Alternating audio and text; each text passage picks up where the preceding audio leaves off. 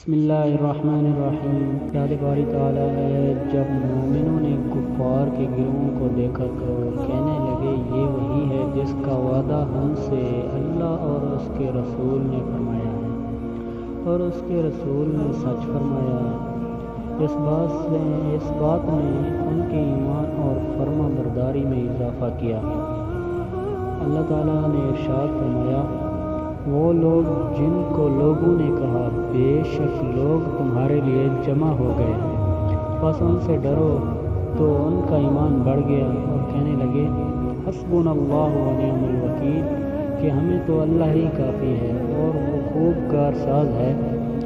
بس وہ اللہ کی طرف سے نعمت اور فضل کے ساتھ لوٹے اور ان کو ذرہ بھر تکلیف نہ پہنچی، اور انہوں نے اللہ کی رضامندی کی اتباع کی۔ اللہ تعالیٰ نے بڑے فضل والے ہیں، اور سورۃ آل عمران میں ہے کہ اللہ تعالیٰ نے ارشاد فرمایا، اور تم بھروسہ کرو اس ذات پر، اس زندہ ذات پر جس پر موت نہیں۔ تو سورۃ فرقان میں اللہ تعالیٰ نے ارشاد فرمایا، اللہ ہی پر ایمان والوں کو بھروسہ کرنا چاہیے۔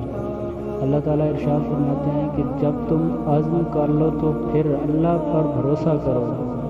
سورۃ آل عمران میں توکل کے سلسلے میں آیات بہت معروف ہیں۔ اللہ تعالیٰ فرماتے ہیں جو اللہ پر بھروسہ کرتا ہے اور وہ اللہ اس کے لیے کافی ہو جاتا ہے۔